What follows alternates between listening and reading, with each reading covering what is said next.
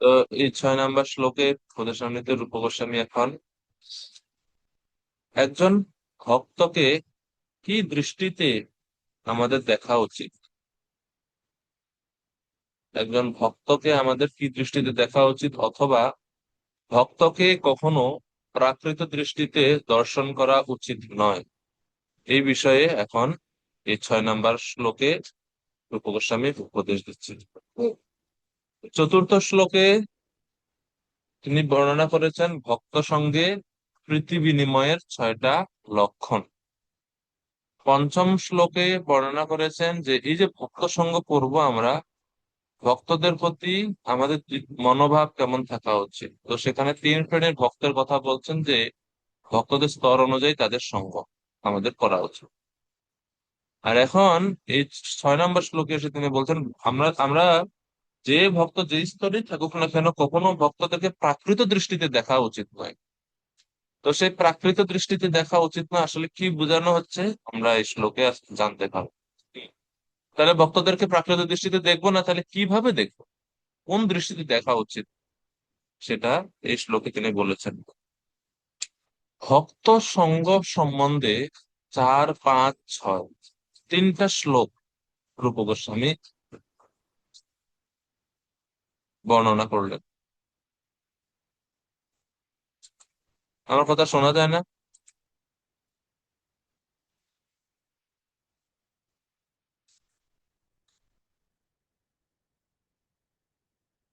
আস আসতে শোনা যাচ্ছে। আসতে কেন শোনা যাচ্ছে গো মাতাজি? আমার তো চেষ্টা করছি যত সম্ভব জোরে বলার জন্য। আচ্ছা, তো কেন এতগুলো শ্লোক? উনি মাত্র 11টাই শ্লোক করলেন, তার মধ্যে 3টা শ্লোকে তিনি ভক্ত সঙ্গের গুরুত্ব সম্বন্ধে, কিভাবে ভক্ত সঙ্গ করতে হবে সেই সম্বন্ধে তিনি ব্যবহার করলেন। ভক্ত সঙ্গের এত গুরুত্বটা কি? হ্যাঁ, এত এত গুরুত্ব কেন ভক্ত সঙ্গ সম্বন্ধে দেওয়া হচ্ছে, সেটা আমাদের একটা মনের মধ্যে জিজ্ঞাসা আসতে পারে। আপনাদের মধ্যে কি কেউ বলতে পারবেন যে কেন রূপ গোস্বামী এতগুলো শ্লোক, 11টার মধ্যে 3টা শ্লোক বলা মানে অনেক, কেন তিনি ভক্ত সঙ্গকে এত বেশি গুরুত্ব দিচ্ছেন? কি কারণ থাকতে পারে? কারো কোনো আইডিয়া আছে? বলতে পারবেন?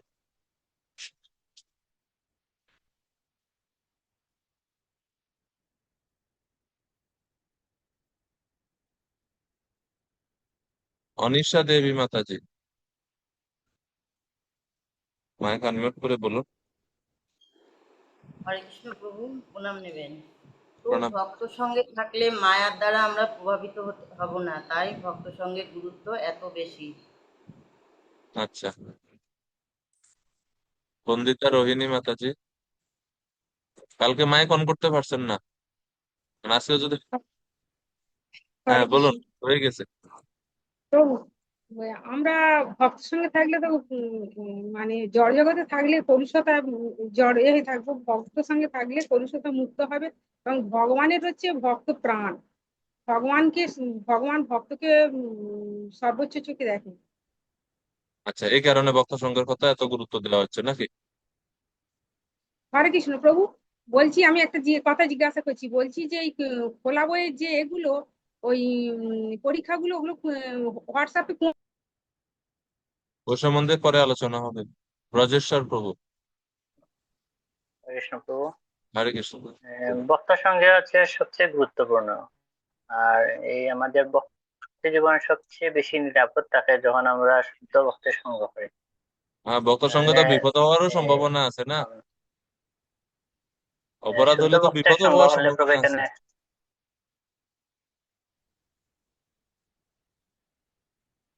আপনি যদি হ্যাঁ কারো, প্রভু, আমরা যখন ভক্তের সঙ্গ,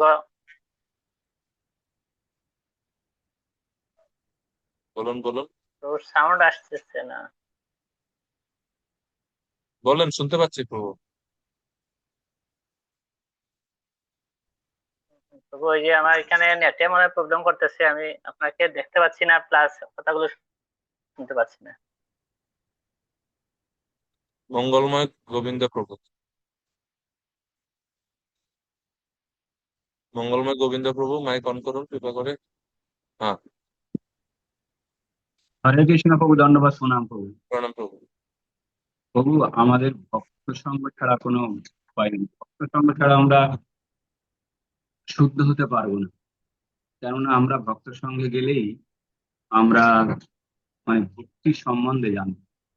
তাই আমাদের সবসময় আচ্ছা, ভক্ত। ধন্যবাদ। কমললোচন চৈতন্য প্রভু। হরে কৃষ্ণ প্রভুজি, ভক্ত সঙ্গ থাকলে নিজেকে পরিশোধিত করা যায়। ভক্ত সঙ্গ থাকলে নিজেকে পরিশোধিত করা যায়, নিজেকে আমরা শুধরে নিতে পারি, সেই কারণে এত গুরুত্ব হ্যাঁ, দিচ্ছে। right. আচ্ছা, জয়ধন প্রভু। হরে কৃষ্ণ প্রণাম। প্রণাম। আসলে আমাদের ভক্তি জীবনে অগ্রগতি করার জন্য, প্রগতি করার জন্য যেসব ভক্তরা সবসময় কৃষ্ণ কংসের থাকেন, সবসময় আমরা ওনাদেরকে বেছে নিয়ে আমরা ওনাদের সঙ্গে করতে হবে, তাহলে আমাদের ভক্তি জীবন অত্যন্ত খুব দ্রুত প্রগতি আমরা লাভ করতে পারবো। ধন্যবাদ। অমিতা বীরা মাতাজি, মাইক অনমিউট করুন, মাইক অন করুন।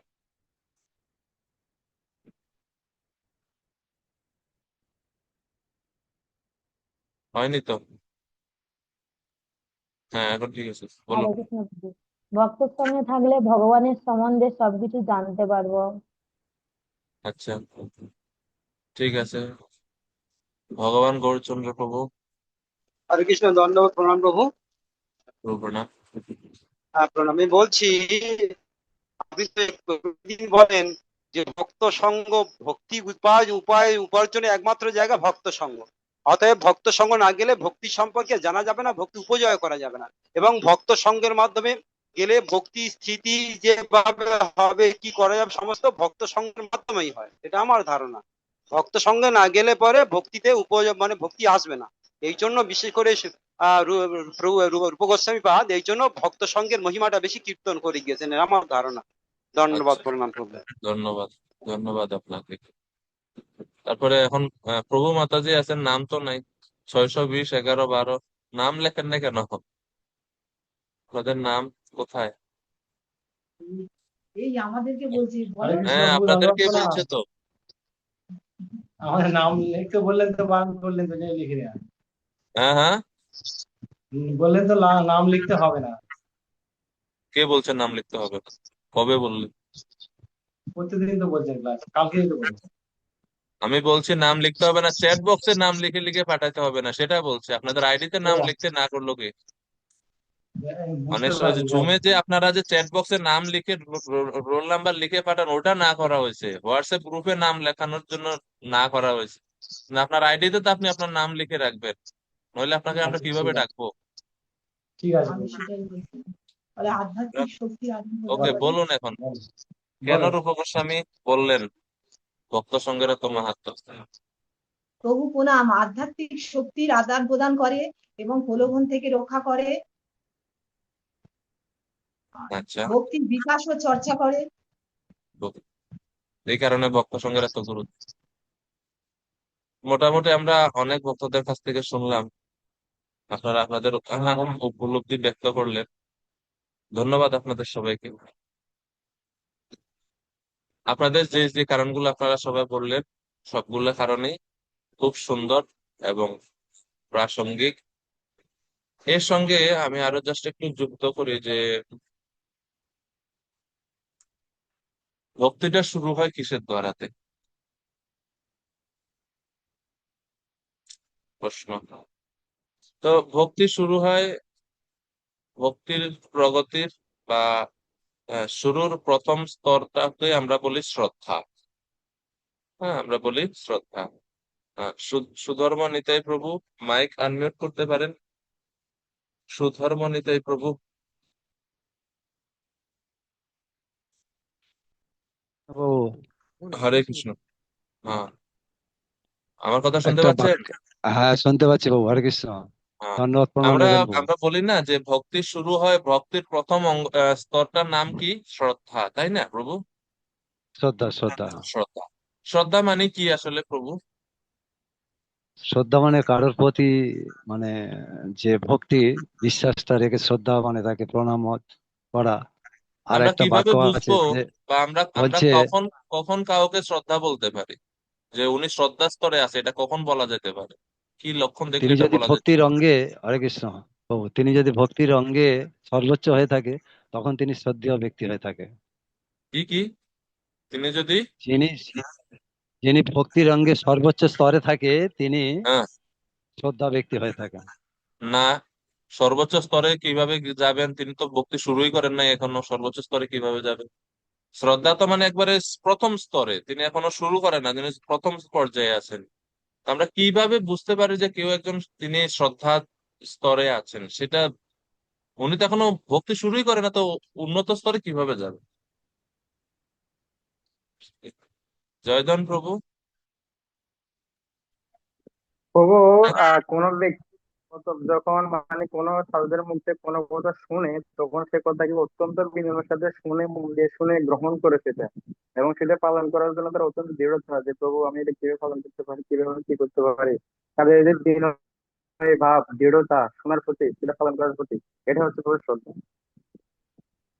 এই সংজ্ঞাটা কোত্থেকে বললেন আপনি? এই সংজ্ঞাটা করতে আমার থেকে নিচ থেকে বললাম।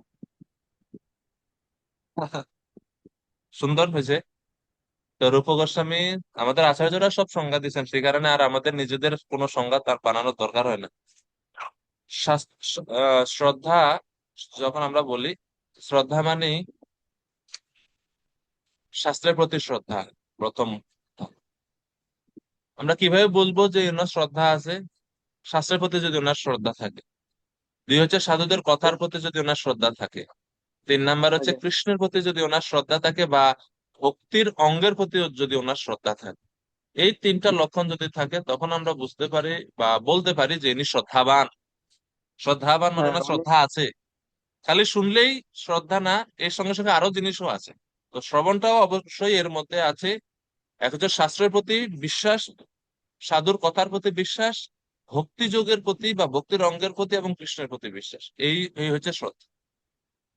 এখন এটাকে আমরা কি বলছি? শ্রদ্ধাটা হচ্ছে প্রথম স্তর। আচ্ছা, এখন প্রশ্ন হচ্ছে কিভাবে একজন সাধারণ মানুষ তিনি এই তিনের উপরে শ্রদ্ধা বা বিশ্বাস স্থাপন করে, বা এইগুলোর এই স্তর তিনি কিভাবে পায়? সবার সবার তো নাই। সবার তো শাস্ত্রের প্রতি শ্রদ্ধা থাকে না, বা সাধুদের কথার প্রতি বিশ্বাস থাকে না। তাহলে কারো কারো থাকে, কারো কারো থাকাটা তারা কিভাবে এটা অর্জন করে? বড় প্রশ্ন। এটা প্রথমত হচ্ছে আমার মনে হচ্ছে ওনার কিছু সুকৃতি থাকা দরকার সেটা বিশ্বাস করার কি জন্য, এবং দরকার, কি সেটাকে দরকার ওনার বললেন, কি দরকার বললেন? সুকৃতি থাকা লাগবে। পূর্ব স্বীকৃতি। হ্যাঁ, পূর্ব স্বীকৃতিটা কিভাবে অর্জন করি আমরা? পুরো সুকৃতি অর্জন করে আমরা সাধারণত আমরা আহ আমি শুনেছিলাম কোন একটা কাহিনীতে যে এক ব্যক্তি বিস্তারিত না, আহ বিস্তারিত না, বিস্তারিত না, বিস্তারিত না, পয়েন্ট ধরুন বলেন। আমরা আমরা কোনো এক ব্যক্তিকে আমরা সাধুকে সম্মান করলাম। আমি তো কোনো বক্তা না, বক্তা হওয়ার আগে কোনো ব্যক্তিকে সম্মান করলাম। তো সে সম্মান কারণে ওই ব্যক্তির যে একটা আমার প্রতি যে একটা কি বলে করুণা প্রদর্শন করেছে আমার প্রতি, তো এটা একটা ছোট্ট একটা স্বীকৃতি। এই স্বীকৃতির পরে আমি হয়তো নেক্সট জন্মে আমি কিছুটা ভক্তি উপদেশ আমি লাভ করতে পারি। ওনার সাধুদের কথা শুনলে আমার মনের ভিতরে একটা আন্তরিকতা ভালোবাসা জন্মায় ভগবানের প্রতি, না ওনার কথা আমার মানতে হবে, শুনতে হবে।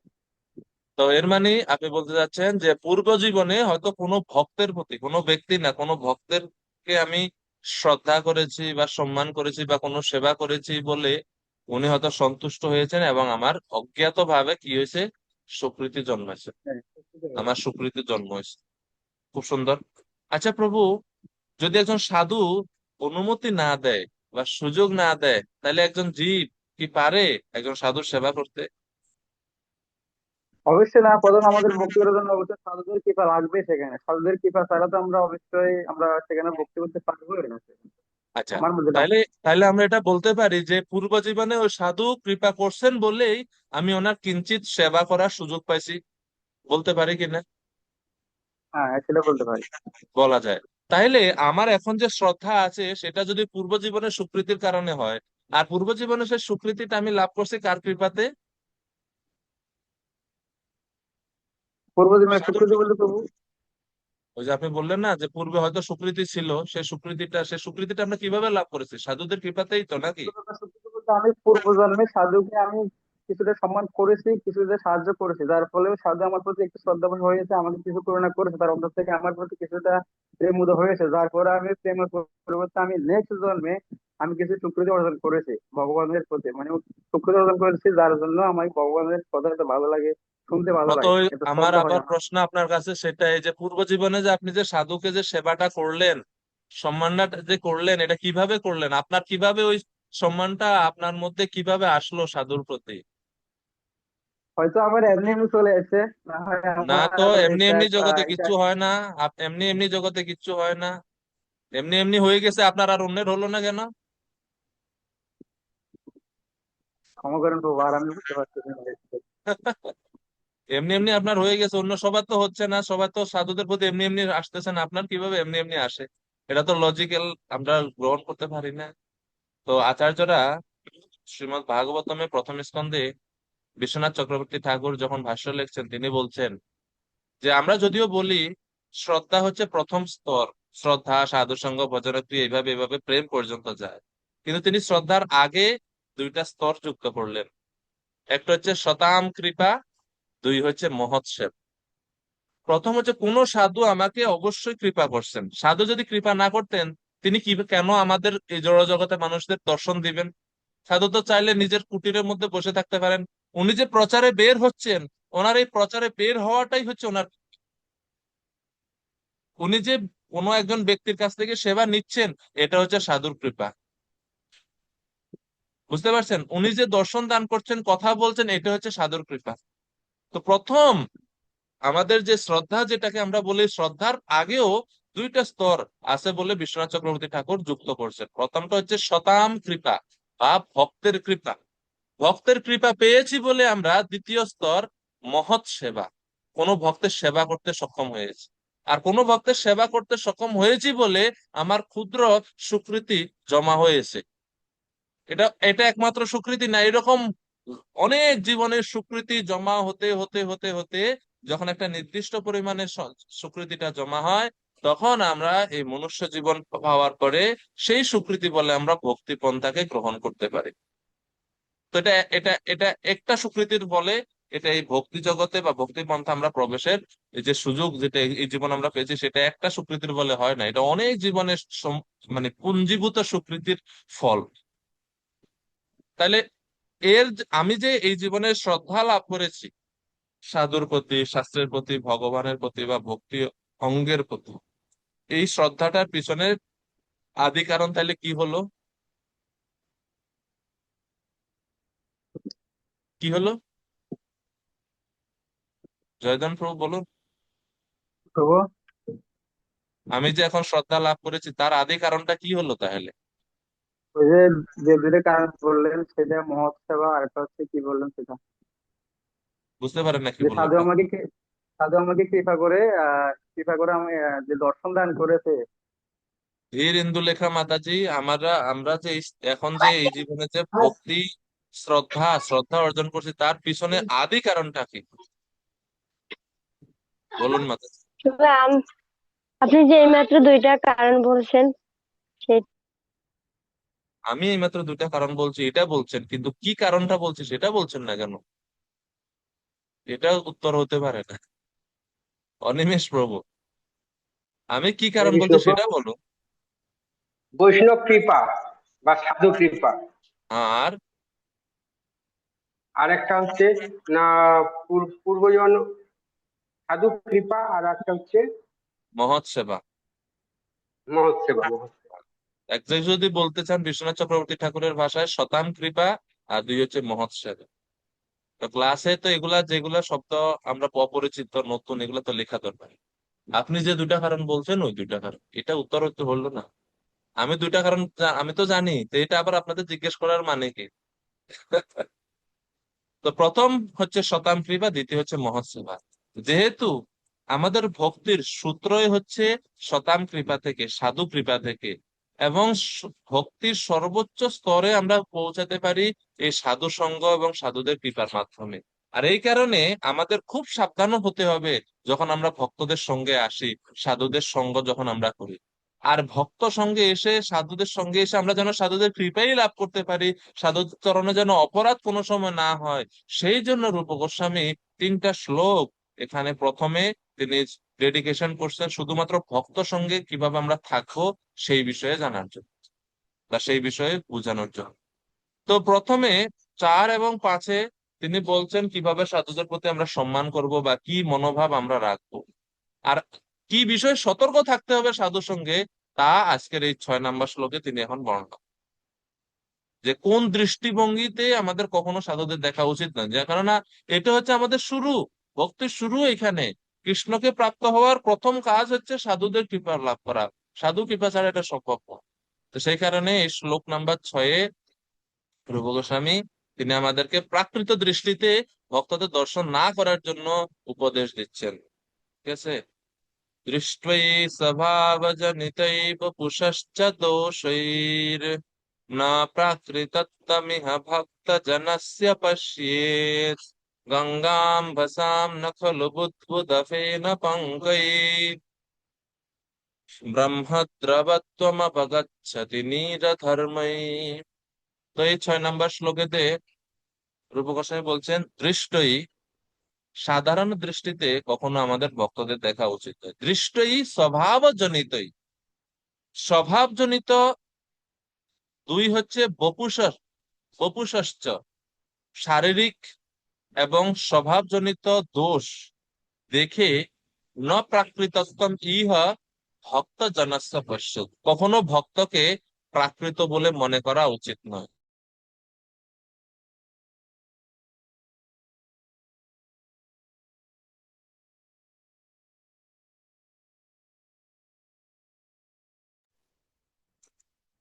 তো প্রথম লাইনে রূপ গোস্বামী বলছেন যে আমাদের ভক্তদের মধ্যে 2 ধরনের দোষ থাকতে পারে। এক হচ্ছে স্বভাবজনিত দোষ, দ্বিতীয় হচ্ছে বপুষশ্চ দোষ। অর্থাৎ স্বভাবের কিছু দোষ থাকতে পারে অথবা শারীরিক কিছু দোষ থাকতে পারে।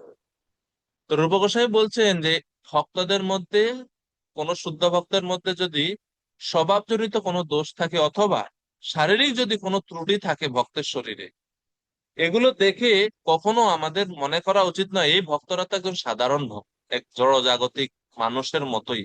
প্রাকৃতত্বম ইহা ভক্ত জনস্য পশ্যেত ন পশ্যেত, প্রথম লাইনের শেষে ন আছে, অর্থাৎ কখনো ভক্তকে প্রাকৃত দৃষ্টিতে বা জড়জাগতিক ব্যক্তিদের মতো করে মনে করা উচিত নয়। জড়জাগতিক ব্যক্তিদের আমরা কিভাবে মনে করি? আমরা যখন দেখি যে একজন একজন সাধারণ মানুষ, তার শারীরিক কোনো ত্রুটি আছে, যে হয়তো বিকলাঙ্গ বা হয়তো শারীরিক সৌন্দর্যতা নাই, কুৎসিত দেখতে, তখন আমরা কি মনে করি যে তখন আমরা মনে করি যে এ তো পূর্ব জীবনে পাপ করছে, সে অনেক পাপী, এই কারণে সে এরকম দেহ লাভ করছে। সাধারণ আমরা এরকম মনে করি, কিন্তু একজন ভক্তের ক্ষেত্রে সেরকম মনে করা উচিত নয় বা সেরকম মনে করা যাবে না।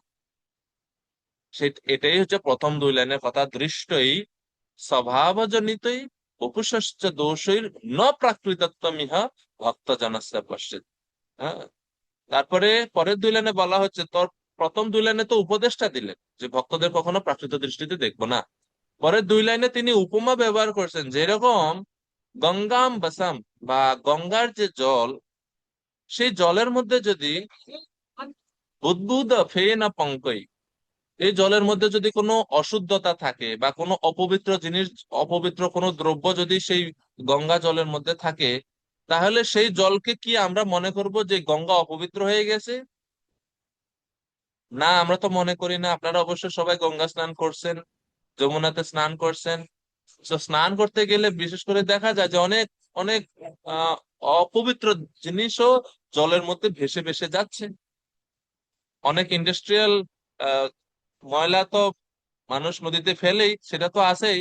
এছাড়া অন্যান্য অপবিত্র জিনিসও গঙ্গা জলের মধ্যে ভেসে ভেসে যায়। সেটাকে এখানে রূপ গোস্বামী বলছেন বুদ্বুদ ফেনা পঙ্ক, কাদা পাক বা গোলা জল বা বা খুব দুর্গন্ধযুক্ত জল অনেক সময় হয় না, বা কোনো অপবিত্র জিনিস ভেসে যাচ্ছে, সেটা দেখে তো আমরা কোনো সময় এটা বলি না, গঙ্গা অপবিত্র হয়ে গেছে, গঙ্গাতে স্নান করে আর আমার পাপ থেকে আমি মুক্ত হতে পারবো না, এরকম কি বলি আমরা?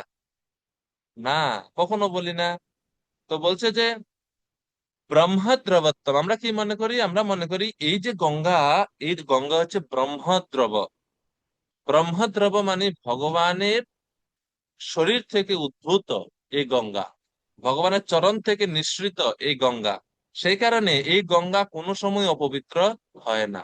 ব্রহ্মদ্রবত্তম অপগচ্ছতি নীরধর্মে, অর্থাৎ এই গঙ্গার জল যতই অপবিত্র হোক না কেন, অপবিত্র দ্রব্য থাকুক না কেন, গঙ্গা সবসময় পবিত্র থাকে। ওই অপবিত্র বস্তু সমূহ কখনো গঙ্গার পবিত্রতাকে নষ্ট করতে পারে না। নীর ধর্ম বা জলের যে ধর্ম বা গঙ্গার যে ধর্ম, সেটাকে কখনো অপবিত্রতা করতে পারে না। তদ্রূপ একজন শুদ্ধ ভক্তের মধ্যে যদি স্বভাবজনিত কোনো দোষ থাকে অথবা শারীরিক যদি কোনো দোষ থাকে, তাহলে এই দুই ধরনের দোষ কোনো সময় একজন ভক্তের যে পারমার্থিক স্থিতি, সেই পারমার্থিক স্থিতি কোনো সময় নষ্ট করতে পারে না। আর এই কারণে স্বভাবজনিত এবং শারীরিক দোষ দেখে কখনো একজন ভক্তকে প্রাকৃত বলে মনে করা উচিত নয়। এটাই হচ্ছে এই 6 নম্বর শ্লোকের মূল প্রতিপাদ্য বিষয়। কেননা অপরাধ কখন হয়? যখন আমরা দোষ দর্শন করি। দোষ দর্শন করার ফলে অপরাধের জন্ম। দোষ যদি দর্শন না করি আমরা, অপরাধ হওয়ার সম্ভাবনা অনেক কমে যায়। যখন মতের অমিল হয় তখনই আমরা অপরাধ করি, আর দোষ দর্শন করি তখনই অপরাধ করি, অসম্মান করি। তো অপরাধ হবে না যদি আমরা দোষ দেখি না। আর দোষ যেন না দেখি, তার জন্য তিনি দৃষ্টিভঙ্গিটা দিচ্ছেন রূপ গোস্বামী এই শ্লোকে, যে কোনো সময় ভক্তদের এই সমস্ত শারীরিক এবং স্বভাবজনিত বা আচরণজনিত দোষ দেখে তাদেরকে আপনি সাধারণ জড়জাগতিক জীব বলে মনে করবেন না, মনে করা উচিত নয়। এটা হচ্ছে এই শ্লোকের মূল প্রতিপাদ্য বিষয়।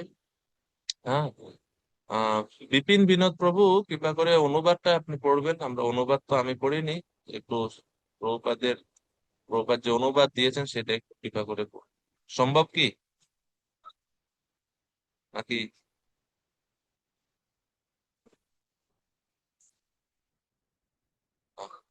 প্রাণ মানে জীবন, হ্যাঁ প্রভু হরে কৃষ্ণ, 6, হ্যাঁ 6, হ্যাঁ ইয়েস। প্রভু হরে কৃষ্ণ দণ্ডবত। মানে 6 নম্বর শ্লোকের অনুবাদ, অনুবাদ, অনুবাদ না ব্যাখ্যা? অনুবাদটা, অনুবাদটা। প্রভু আমাকে একটু দেখতে হবে। ওকে, ঠিক আছে, আমরা আর অন্য কাউকে জিজ্ঞেস করি। প্রাণ জীবন গৌরাঙ্গ প্রভু এন্ড্রেস করছে, আছেন? প্রাণ জীবন গৌরাঙ্গ প্রভু নেই। অমিত বীরা মাতাজি, হরে কৃষ্ণ, ধন্যবাদ, প্রণাম প্রভু। প্রণাম প্রভু, হরে কৃষ্ণ। হরে কৃষ্ণ। বলুন। হ্যাঁ, পড়ছি। একজন শুদ্ধ ভক্ত যিনি তার স্বরূপে অধিষ্ঠিত হয়েছেন, অর্থাৎ শুদ্ধ ভক্তবৎ চেতনা লাভ করেছেন, তিনি প্রাকৃত দৃষ্টিতে কোনো কিছু দর্শন করেন না। এরূপ ভক্তকেও প্রাকৃত দৃষ্টিতে বিচার করা উচিত নয়। আপাতত দৃষ্টিতে কোন শুদ্ধ ভক্তকে যিনি কুলোদ্ভব, কুৎসিত, বিকলাঙ্গ বা রোগগ্রস্ত বলে মনে হলেও তাকে উপেক্ষা করা উচিত নয়। এবং যদিও সাধারণ দৃষ্টিতে তার সেই দৈহিক ত্রুটি বিচ্যুতিগুলি থাকতে পারে, কিন্তু শুদ্ধ ভক্ত কখনো তার দ্বারা কলুষিত হয়ে পড়ে না। এটা ঠিক গঙ্গা জলের মতো। গঙ্গা জল যেমন কখনো কখনো বুদবুদ, ফেনা বা কাদা পাকের দ্বারা ঘোলা হয়ে যায়, কিন্তু তা বলে গঙ্গার জল অপবিত্র হয়ে যায় না। এবং যারা পারমার্থিক জীবনে উন্নত, তারা গঙ্গা জলের গুণাগুণ বিচার না করেই পবিত্রতা লাভ করার জন্য সেই জলে স্নান করে থাকেন। হরে কৃষ্ণ, ধন্যবাদ। ধন্যবাদ, প্রণাম। ধন্যবাদ প্রভু আপনাকে। তো এই শ্লোকের অনুবাদ আমরা দেখলাম। প্রভুপাদ খুব সুন্দরভাবে, প্রাঞ্জলভাবে এই যে বপুষশ্চ এবং স্বভাব দোষ কি কি হতে পারে তার কিছু উদাহরণ এখানে বললেন, যে কুৎসিত, বিকলাঙ্গ বা এই সমস্ত বিষয়, আরো অন্যান্য থাকতে পারে। তো ভক্তি বিনোদ ঠাকুর বলছেন সেম ভাবে যে হয়তো দুই ধরনের দোষ দেখা যেতে পারে হয়তো কোনো ভক্তের মধ্যে বা প্রকাশিত হতে পারে। এক হচ্ছে বপুষ বা শারীরিক দোষ। শারীরিক দোষের মধ্যে তিনি বলছেন যে দেখতে কুৎসিত, চেহারাটা অত সুন্দর নাই, হতে পারে। দুই হচ্ছে হয়তো শরীরে অনেক কঠিন একটা রোগ আছে, অনেক বড় একটা অসুখ আছে ভক্তের। হতে পারে বিকলাঙ্গ শরীর, হয়তো হাঁটে পাকা পাকা হয়ে হাঁটে, সোজা হয়ে হাঁটতে পারে না, হয়তো চোখটা একটু টেরা। হতে পারে কি অনেক অসুবিধা থাকতে পারে ভক্তদের শরীরের মধ্যে। অথবা বৃদ্ধ হয়ে গেছে, জরাজীর্ণ শরীর হয়ে গেছে। এই যে লক্ষণগুলো, এগুলো হচ্ছে শারীরিক দোষ। আর স্বভাব দোষ কি? স্বভাব দোষ হচ্ছে কথা খুব কড়া কথা বলে, সব সময় মেজাজ কড়া হয়। উম, আপনাদের অভিজ্ঞতা আছে, কিছু কিছু ভক্ত আছে এরকম, ভক্ত হিসেবে খুব ভালো, কিন্তু মুখের মধ্যে মনে হয় যে কোনো রস নাই। সবসময় খালি ধমকের মধ্যে রাখে, সবসময় মনে হয় যে সবসময় মেজাজ গরম থাকে, হয় না, কর্কশ ভাষী আছে না। এটা হচ্ছে আচরণগত বা স্বভাব দোষ। ঠিক আছে। স্বভাব দোষের আমরা আরো উদাহরণ দেখতে পারি। মনে করেন খুব অলস, আমার মতো, মানে আপনি ধাক্কাইতে ধাক্কাইতে ধাক্কাইতে ধাক্কাইতে উঠে না। একটা সেবা আপনি 1 সপ্তাহ ধরে বলছেন, তারপরও সেবাটা ঠিক মতো করে না, এই যে অলসতা, এটা একটা স্বভাবগত দোষ। হয়তো স্বভাব এরকম, স্বভাব স্বভাবগত আরেকটা দোষ হতে হয়তো দেখেন খুব মিথ্যা কথা বলে, কথায় কথায় খালি মিথ্যা কথা বলে, হয় না অনেক সময়, এরকম দোষ থাকতে পারে। তো বলছে যে এই সমস্ত দোষ দেখে কখনো ভক্তের চরণে অপরাধ করা যাবে না। তো কেন অপরাধ করা যাবে না? ভক্তি সিদ্ধান্ত সরস্বতী গোস্বামী প্রভুপাদ বলছেন, হ্যাঁ, ভক্তের মধ্যে দোষ থাকতে পারে, কিন্তু তার যে শারীরিক দোষ এবং স্বভাবের দোষ, এই দোষগুলো হচ্ছে সাময়িক। প্রথম কথা আমাদের মনে রাখতে হবে যে ভক্তের মধ্যে যে দোষগুলো দেখা যাচ্ছে, এই দোষগুলো কেমন, সাময়িক। আর এই কারণে এগুলোকে জাগতিক মনে করা উচিত নয়।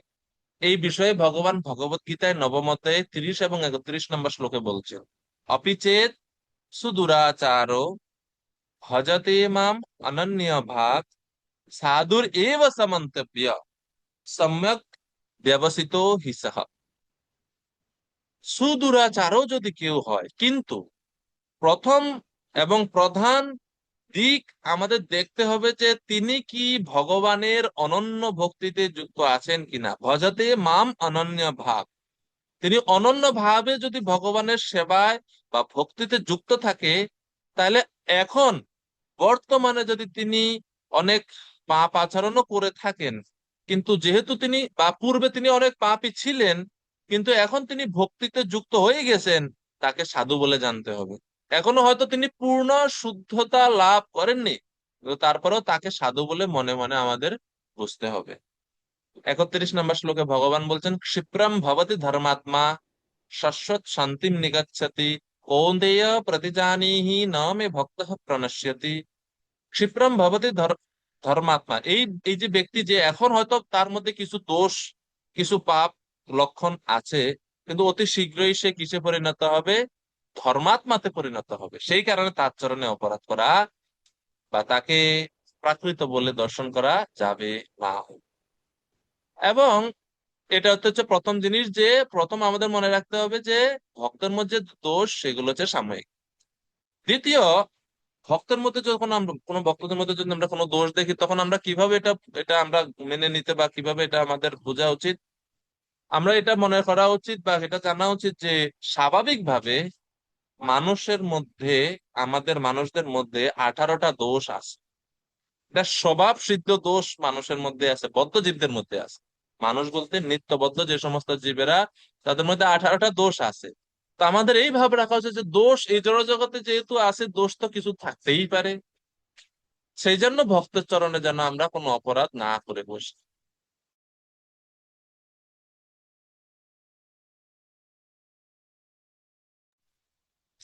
তো এই 18টা দোষের কথা বিষ্ণু জামল নামক গ্রন্থে বর্ণনা করা আছে। মোহ, তন্দ্রা, ভ্রম, রুক্ষ, রসতা, কাম উল্বনঃ, লোলতা, মদ মাৎসর্যৈ, হিংসা, খেদ, পরিশ্রম। असत्यम क्रोध आकांक्षा आशंका विश्व विभ्रम विषमत्तम परापेक्षा दोषा अष्टादश उदिताः। এর কি বললাম? প্রথম হচ্ছে কি যে সাধারণত বা স্বাভাবিকভাবে এই 18টা দোষ প্রত্যেক মানুষের মধ্যেই দেখা যায় কম বেশি। এক, মোহ, আমরা মোহিত হই। দুই, তন্দ্রা বা নিদ্রা, ঘুম আসে, ঘুমানো একটা দোষ। জপের সময়, শ্রবণ কীর্তনের সময় নিদ্রা, এটা একটা দোষ বলে পরিগণিত হয়। 3 নাম্বার হচ্ছে ভ্রম, আমরা ভুল করি। 4 নাম্বার হচ্ছে রুক্ষ রসতা বা আচরণের মধ্যে কিছু কঠোরতা থেকে যায় অনেকের, সবার মধ্যে না, অনেকের মধ্যে আচরণ খুব কঠোর আচরণ। রুক্ষ রস মানে তার রস নাই, কথাবার্তায় সব মানে সব মানে মনে হয় যে পাথরের মতো কথাবার্তা, কোনো দয়া মায়া নাই মনের মধ্যে, এরকম। তো এগুলো একটা দোষ। কাম ও উলবন, আমরা কামের দ্বারা প্রভাবিত হই। 6 নাম্বার হচ্ছে লোলতা বা চঞ্চলতা, আমরা আমাদের মধ্যে চঞ্চলতা আছে, চঞ্চল, আমরা স্থির না, অনেক বেশি, অনেক সময় আমরা চঞ্চল হয়ে পড়ি। এমন না যে প্রত্যেক মানুষের মধ্যে 18টা প্রকাশিত হবে, এরকম না, তবে এই 18টা ইন জেনারেল সবার মধ্যেই থাকে। কারোর মধ্যে হয়তো কিছু বেশি থাকে, কিছু একবারে সূক্ষ্মভাবে থাকে, এরকম। 7 নাম্বার হচ্ছে মদ বা মত্ততা, ঠিক আছে। 8 নাম্বার হচ্ছে মাৎসর্য বা হিংসা। 9 হচ্ছে 8 নাম্বার হচ্ছে পরশ্রী কাতরতা। 9 নাম্বার হচ্ছে হিংসাত্মক আচরণ, অন্যের প্রতি হিংসাত্মক আচরণ করা, ঠিক আছে। 10 নাম্বার হচ্ছে খেদ বা হতাশা। বর্তমান বিশ্বের বেশিরভাগ মানুষ এই হতাশার দ্বারা প্রভাবিত হচ্ছে। হতাশা এটা একটা দোষ, মানুষ এটা স্বভাবত এটার দ্বারা প্রভাবিত হয়। 11 হচ্ছে অত্যাধিক পরিশ্রম এবং পরিশ্রম জনিত ক্লান্তি, এটা হচ্ছে 11 নাম্বার, অতিরিক্ত কাজের কারণে ক্লান্তি। 12 হচ্ছে অসত্য বা মিথ্যা কথা বলা। 13 হচ্ছে ক্রোধ। 14 হচ্ছে আকাঙ্ক্ষা। 15 হচ্ছে 14 হচ্ছে আকাঙ্ক্ষা। 15 হচ্ছে আশঙ্কা। আশঙ্কা মানে উদ্বেগ, উদ্বেগ আশঙ্কা। হ্যাঁ। 16 হচ্ছে সাংসারিক কর্মকাণ্ডে লিপ্ত হওয়া, জাগতিক কর্মকাণ্ডে লিপ্ত হওয়া। 16। 17 হচ্ছে পক্ষপাতিত্ব করা। পক্ষপাতিত্ব করি আমরা, দুই পার্ট হইলে আমরা এক পার্টের সঙ্গে মিশে যাই, আরেক পার্টকে আমরা, আরেক পক্ষকে আমরা পছন্দ করি না, এরকম আমাদের পৃথিবীতে হয় সাধারণত। 18 হচ্ছে পর অপেক্ষা বা অন্যের উপর নির্ভরশীলতা। এই 18টা দোষ মানুষের দোষ, এগুলো মানুষের মধ্যে থাকেই, স্বভাবগতভাবে এগুলো সাধারণত থাকে। তো এগুলাকে সাধারণ বলে মনে করে আমাদের এগুলোর দ্বারা, এগুলোর কারণে কোনো ভক্তকে আমাদের আহ কাউকে আমরা নিচু করে দেখবো, কাউকে আমরা নিচু করে দেখবো না। আরেকটা জিনিস হচ্ছে এই জড়জগতে এমন কেউ নাই যার মধ্যে দোষ নাই। শুদ্ধ ভক্ত ছাড়া সাধারণত যারা আমরা সাধক ভক্ত আছি, ভক্তদের মধ্যে অবশ্যই অবশ্যই কিছু দোষ থাকবেই। এবং যেহেতু আমরা এই জড়জগতে আছি, দোষ থাকাটাই স্বাভাবিক। তো যে এই কারণে এই গঙ্গার উদাহরণটা রূপ গোস্বামী দিলেন। একমাত্র একজন ব্যক্তি আছে যার মধ্যে কোনো দোষ নাই, সমস্ত দোষ শূন্য, তিনি হচ্ছেন পরমেশ্বর ভগবান। পরমেশ্বর ভগবান ছাড়া এবং ভগবানের যারা নিত্য পার্শ্বদগণ আছেন তারা ছাড়া আর বাদ বাকি সকলের মধ্যেই কিছু না কিছু দোষ আছেই আছে, স্বাভাবিক ভাবে। এমনকি যারা অসুর তারা ভগবানের মধ্যেও দোষ খুঁজে দেখে, তারা ভগবানের মধ্যে দোষ খুঁজে, দোষ দেখে। শিশুপাল আদি সব যারা আসুরিক শ্রেণীর মানুষ তারা ভগবানকেও দোষী বলে ভাবতেছে। তো সেই কারণে যেহেতু আমরা জড়জগতে আছি, আর জড়জগতে থাকলে যেহেতু কিছু দোষ থাকতেই পারে, সেটা স্বাভাবিক। সেই কারণে আমাদের এই মনে করে আমাদের কখনো কোনো ভক্তদেরকে এই স্বভাবজনিত বা শারীরিক দোষ ত্রুটি দেখে কখনো যেন আমরা কোনো ভক্তদের চরণে অপরাধ না করে বসি। একজন ভক্ত এবং আরেকজন অভক্তের মধ্যে যে দোষ, ভক্তের মধ্যেও কিছু দোষ দেখা যায়, অভক্তদের মধ্যেও কিছু দোষ দেখা যায়। ভক্তের মধ্যে দোষ এবং অভক্তের দোষের মধ্যে পার্থক্য আছে। ভক্তের যে দোষ, এই দোষগুলো সাময়িক, এবং যেহেতু সে ভক্তি করছে এগুলো একসময় নষ্ট হয়ে যাবে। কিন্তু অভক্তের মধ্যে যে দোষ, এই দোষগুলো দিন দিন বাড়তে থাকবে, কমবে না, কেননা সে ভক্তিতে যুক্ত না।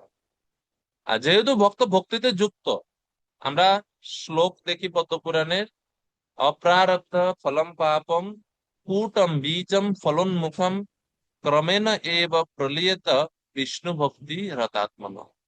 যখন একজন ভক্ত ভগবান শ্রী বিষ্ণুর ভক্তিতে যুক্ত হয়েছেন, তখন তিনি সমস্ত পাপ কর্মফল থেকে মুক্ত হয়ে যাবেন ধীরে ধীরে। আর আমরা যে দোষ, আমাদের মধ্যে যে দোষ দেখা যায়, সেই দোষ কেন দেখা যায়? পূর্বকৃত কর্মের ফল স্বরূপই তো দোষ। যদি আমার কর্মফল যদি খারাপ না হতো, তাহলে তো আমার মধ্যে শারীরিক ত্রুটি দেখা যেত না। তা আমাদের খেয়াল রাখা উচিত যে ভক্তের মধ্যে যে দোষগুলো দেখা যাচ্ছে, সেগুলো যদিও কর্মফলের কারণে, কিন্তু যেহেতু এখন তিনি ভক্তিতে যুক্ত আছেন, অতি শীঘ্রই ওনার ভক্তির ফলে কর্মফল নষ্ট হয়ে যাবে আর তিনিও শুদ্ধ হয়ে যাবেন। এই কারণে ওনার দোষ ত্রুটিগুলো পার্মানেন্ট না, এগুলো সাময়িক। এটা জেনে আমরা কখনো কোনো ভক্তের চরণে যেন অপরাধ না করে বসি। এটা হচ্ছে সাধক ভক্তদের দৃষ্টিভঙ্গির কথা বলছে। আর যারা অতি উন্নত স্তরে ভগবত ভক্তরা, তাদের মধ্যে যে কখনো কখনো শারীরিক দোষ ত্রুটি দেখা যায়, সেগুলাকে কখনো ভুলেও কর্মের ফলস্বরূপ মনে করা উচিত নয়। কেন? ভগবানই তার শুদ্ধ ভক্তদেরকে, নিত্য পার্ষদদেরকে মাঝে মাঝে কিছু বিপরীত পরিস্থিতিতে বা কষ্টকর পরিস্থিতিতে রাখেন, যেন জগৎবাসী বা বদ্ধজীব যারা আমরা আছি, আমরা যেন শিক্ষা লাভ করতে পারি। সেই কারণ তো ভক্তের, শুদ্ধ ভক্তের যে আনন্দ, শুদ্ধ ভক্তের যে কষ্ট, সেগুলো জাগতিক আনন্দ কষ্ট না, এগুলো ভগবানের পরিচালনাতে সেগুলো সম্পাদিত হয়। ভক্তের, শুদ্ধ ভক্তদের কোনো পূর্ব কর্মের ফলে তিনি দুঃখ কষ্ট ভোগ করছেন, এরকম আমাদের মনে করা উচিত নয়। ঠিক আছে, সেটা মনে করতে হবে যে এটা ভগবানের ইচ্ছাতে তারা এই লক্ষণগুলো প্রকাশ করছে। তো এইভাবে আমাদেরকে অপরাধ থেকে নিজেদেরকে মুক্ত হতে হবে বা মুক্ত থাকতে হবে, এবং সবসময় আমাদের ভালো গুণটা দেখার চেষ্টা করতে হবে এবং দুর্গুণ বর্জন করতে হবে, বা খারাপ গুণ দেখা ছেড়ে দিতে হবে। তো প্রপন্নামৃত গ্রন্থে শ্রী রামানুজ, শ্রী সম্প্রদায়ের যিনি সম্প্রদায় আচার্য শ্রী রামানুজ, তিনি প্রপন্নামৃত গ্রন্থে বলছেন যে একজন বৈষ্ণব হিসেবে আমাদের কখনো অন্য বৈষ্ণবের দোষ গণনা করা উচিত নয়। বৈষ্ণবানাম চ জন্মানি নিদ্রা আলস্যানি ইয়ানি চ দৃष्ट्वा तानि अप्रकाश्यानि जनेभ्यो न वदेत् क्वचित् तेषां दोषान् विहायाशु गुणांश्चैव प्रकीर्तयेत्। এটা নির্দেশ শ্রী রামানুজ, যে বৈষ্ণবানাম চ জন্মানি, বৈষ্ণবের কখনো জন্ম নিয়ে আলোচনা করা উচিত নয়। নিচ জাতিতে যদি কোনো বৈষ্ণবের জন্ম হয়, এটার বলে। দুই হচ্ছে নিদ্রা, যদি কোনো বৈষ্ণব, কোনো ভক্ত খুব বেশি ঘুম, 6 ঘন্টা যাকে 8 ঘন্টা ঘুমাচ্ছে, অতি নিদ্রা। তারপর হচ্ছে আলস্যানি, খুব অলস, কোনো সেবা করতে চায় না। এবং আরো যে সমস্ত দোষ, ইয়ানিচ, আরো অন্যান্য যে সমস্ত দোষ আছে, দৃষ্টা তানি, এগুলো দেখে অপ্রকাশ্যানি, কখনো এগুলো প্রকাশ করা উচিত নয় বা অন্যদের কাছে বলে বেড়ানো উচিত নয়। আমি জানি একজন ভক্ত আছে এখানে খুব বেশি অলস, আমি জানি আমার মধ্যেই তা রাখা উচিত, এটাকে ভক্ত সমাজে প্রচার করা উচিত নয়। কিন্তু আমাদের স্বভাবটা কি? পাইছি আজকে একটা দোষ, একবারে উম, মানে সময়ের আগে সবার কাছে এটা পৌঁছাই দেওয়া, যে জানেন প্রভু উনি না এরকম এরকম এরকম করছে, তো উনি আরেকজনের কাছে গিয়ে, মাতাজি শুনছেন অমুক প্রভু না এরকম এরকম করছে। তো এই কানে মুখে কথায় এটা দাবানলের থেকেও বেশি ছড়ায় যায়। রামানুজ আচার্য বলছেন কখনো বৈষ্ণবের এই সমস্ত দোষ দেখে কখনো এগুলো প্রকাশ করা উচিত। তেষাম দোষান বিহায়াসু, সেই সমস্ত দোষ ত্রুটি আলোচনা বাদ দিয়ে গৌণাংশৈব প্রকৃত, একজন সাধারণ ভক্ত হিসেবে আমার কাজ হচ্ছে ওই ভক্তের মহিমা কীর্তন করা, অন্যের কাছে ওনার দোষ কীর্তন করা। সাধারণত সাধারণ মানুষের কাছে ওনার দোষ কীর্তন করা উচিত নয়। তো এইভাবে শ্রী রামানুজাচার্য তিনি উপদেশ দিচ্ছেন আমাদের ভক্তদের উদ্দেশ্যে। কখনো দোষ দেখা উচিত।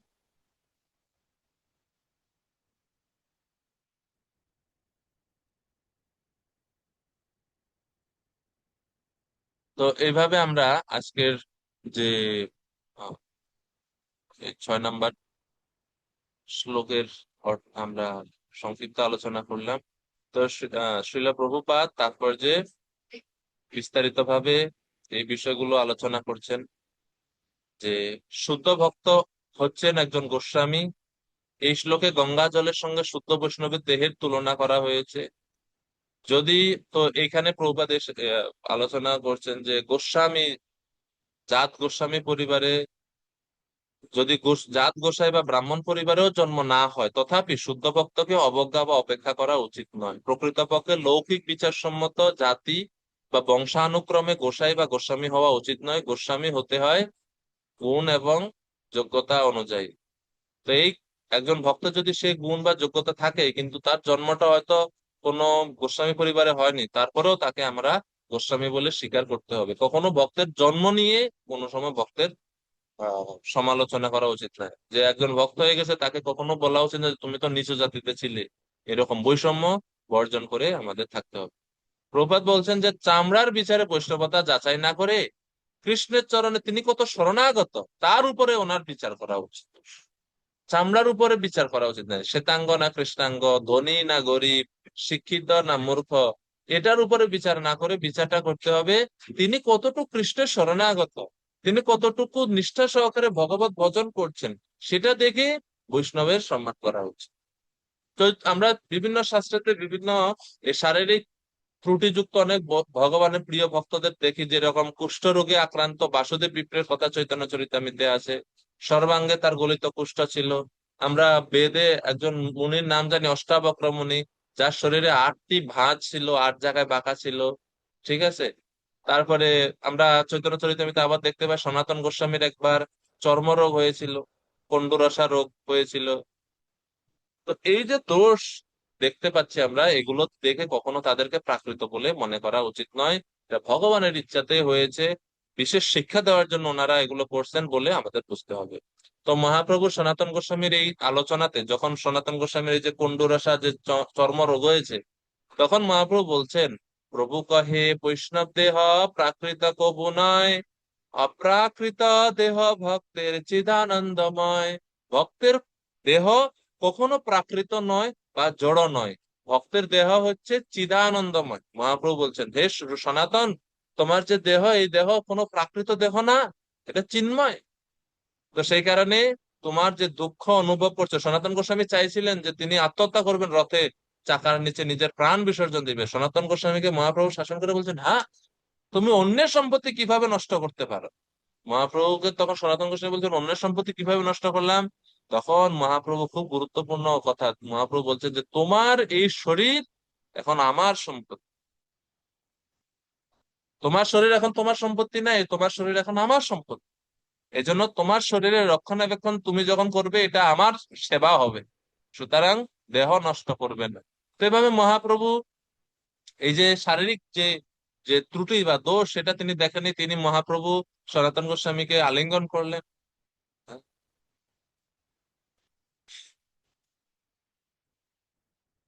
তো এই হচ্ছে শিক্ষা।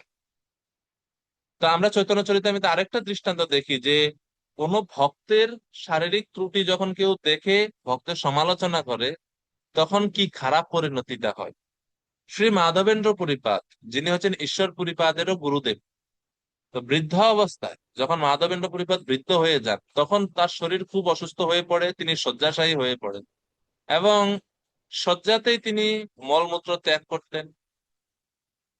মাধবেন্দ্র পুরীপাদ কিন্তু সবসময় কৃষ্ণ ভাবনার সর্বোচ্চ স্তরে অবস্থান করতেন, সবসময় কৃষ্ণ বিরহ কান্না করতেন, কিন্তু এই সমস্ত শারীরিক কিছু অসুবিধা ওনার ছিল। তখন মাধবেন্দ্র পুরীপাদের শিষ্য, একান্ত শিষ্য শ্রী ঈশ্বর পুরীপাদ, তিনি মাধবেন্দ্র পুরীপাদের সেবা করতেন। গুরুদেবের এই যে অসুবিধা হচ্ছে, ওনার এই যে যা যা কিছু অসুবিধা, সমস্ত সেবা ঈশ্বর পুরীপাদ করতেন। আরে মাধবেন্দ্র পুরীপাদেরই একজন শিষ্য ছিলেন রামচন্দ্র। তিনি মাধবেন্দ্র পুরীপাদের নিন্দা করছেন, যারে আপনি কি সবসময় কৃষ্ণ কৃষ্ণ বলে কান্না করেন? আপনার তো ব্রহ্ম নিয়ে চিন্তা করা উচিত, আপনার আনন্দে থাকা উচিত, আপনি কান্না কেন করেন? তখন মাধবেন্দ্র পুরীপাদ এই রামচন্দ্রের এই সমস্ত এই ব্রহ্মবাদী কথাবার্তা শুনে ক্রোধ উৎপন্ন হয় ওনার মনে, এবং তিনি তখন বলে, দূর হয়ে যায় এখান থেকে পাপিষ্ঠ, বলে তিনি ভর্ৎসনা করেন। মাধবেন্দ্র পুরীপাদ বলেন যে আমি কৃষ্ণকে না পেয়ে দুঃখে মরতেছি এখানে, বিরহে জ্বলতেছি এখানে, আর এই মূর্খ এসে আমাকে ব্রহ্ম সম্বন্ধে শেখাচ্ছে।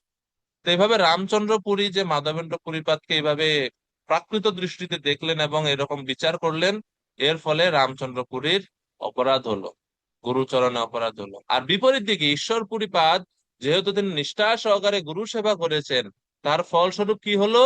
তিনি স্বয়ং ভগবান শ্রী চৈতন্য মহাপ্রভুর গুরু হওয়ার সৌভাগ্য লাভ করেছেন। তো এটা হচ্ছে ভক্তের সেবার ফল। ঈশ্বর পুরীকে ধন্য করিলেন শ্রী চৈতন্য জগৎগুরু গৌর মহাপ্রভু। চৈতন্য চরিতামৃতের অন্তলীলাতে বর্ণনা আছে, ঈশ্বর পুরী গোসাই করে শ্রীপাদ সেবন, সহস্তে করেন মল মূত্রাদি মার্জন। তিনি নিজ হাতে ওনার গুরুদেবের যে মল মূত্র এগুলো পরিষ্কার করতেন। নিরন্তর কৃষ্ণ নাম করায় স্মরণ, তিনি মাধবেন্দ্র পুরীকে মাঝে মাঝে কানের কাছে গিয়ে কৃষ্ণ নাম বলতেন, স্মরণ করাতে সাহায্য করতেন গুরুদেবকে। কৃষ্ণ নাম কৃষ্ণ লীলা শোনায় অনুক্ষণ, তিনি সবসময় কৃষ্ণ লীলা পাঠ করতেন গুরুদেবের সামনে বসে। তুষ্ট হইয়া পুরী তারে কৈলয়া লিঙ্গন, এই ঈশ্বরপুরীর এই সেবা দেখে গুরুদেব মাধবেন্দ্র পুরীপাদ সন্তুষ্ট হয়ে আলিঙ্গন করলেন। বর দিলা কৃষ্ণে তোমার হউক প্রেম ধন, এবং আশীর্বাদ দিলেন, হে ঈশ্বরপুরী তোমার কৃষ্ণে প্রেম ধন হোক, তুমি কৃষ্ণ প্রেম লাভ করো। সে হইতে ঈশ্বরপুরী প্রেমের সাগর, রামচন্দ্র পুরী হইল সর্বনিন্দাকর। সেই থেকে ঈশ্বর পুরীপাদ তিনি প্রেমের সাগরে পরিণত হন। আর রামচন্দ্র পুরী ওই বৈষ্ণব নিন্দার করে, বৈষ্ণবের দোষ দর্শন করে কি হলো? সর্বনিন্দাকর, সকলের নিন্দার ভাজন হলেন রামচন্দ্র পুরী। এই হচ্ছে বৈষ্ণবের, যে শুদ্ধ বৈষ্ণবের দৈহিক ত্রুটি আমাদের কখনো বিচার করা উচিত নয়। এটা আমাদের মস্ত বড় অপরাধ হবে, এবং আমরা যে ভক্তি যে শুরুটা বৈষ্ণব কৃপা বা শতাং কৃপার ফলে হয়, সেই শুরুটাতেই আমাদের বিপদের সম্ভাবনা চলে আসে। তো সেই কারণে খুব সাবধান আমাদের থাকতে হবে, বৈষ্ণবদের চরণে যেন কখনো আমাদের অপরাধ না হয় সেই বিষয়ে খুব সতর্ক থাকতে। তো এইভাবে আমরা 6 নম্বর শ্লোকের বিষয় সম্বন্ধে জানতে পারলাম। তো এখন শ্লোক নাম্বার 7 নম্বর শ্লোকে রূপ গোস্বামী ভজন ক্রিয়া, অনর্থ নিবৃত্তি, নিষ্ঠা, রুচি, এই 4টি স্তর এই 7 নম্বর শ্লোকে বলছেন। 1 থেকে 3 পর্যন্ত ছিল শ্রদ্ধা, 4 থেকে 6 পর্যন্ত ছিল সাধু সঙ্গ সম্বন্ধে। এখন শ্লোক নাম্বার 7-এর যে বিষয়গুলো সেগুলো হচ্ছে ভজন ক্রিয়া, অনর্থ নিবৃত্তি, নিষ্ঠা, রুচি। এই 4টি স্তরের কথা এই এক শ্লোকের মধ্যে বর্ণনা করছেন। শ্লোক নাম্বার 7 খুব গুরুত্বপূর্ণ, এই সব প্রত্যেক শ্লোকগুলোই। 7 নম্বর শ্লোক, স্যাৎ কৃষ্ণ নাম চরিতাদিসিতাপ্য বিদ্যা পিত্তোপতপ্ত রসনস্য নারোচিকানো, কিন্ত্বাদরাদনুদিনম খলু সৈব জুষ্ঠা, স্যাদ্ভিক্রমাৎ ভবতি তদ্গদমূলহন্ত্রী। স্যাৎ কৃষ্ণ নাম চরিতাদিসিতাপ্য বিদ্যা পিত্তোপতপ্ত রসনস্য নারোচিকানো, কিন্ত্বাদরাদনুদিনম খলু সৈব জুষ্ঠা, স্যাদ্ভিক্রমাৎ ভবতি তদ্গদমূলহন্ত্রী।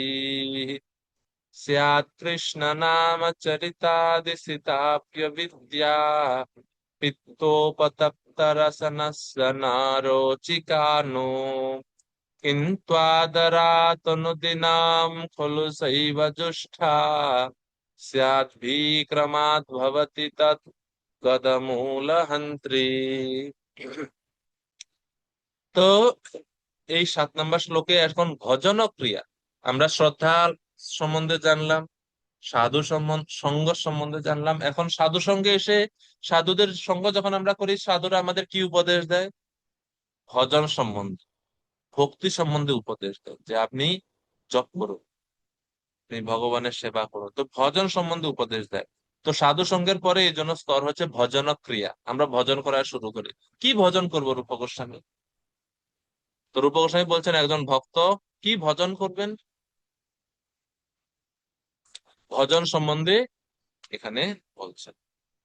তো আমরা যদি আরেকটা দৃষ্টিভঙ্গি থেকে উপদেশামৃতে দেখি, যেটা মহাপ্রভু বলছেন যে সম্বন্ধ, অভিধেয়, প্রয়োজন।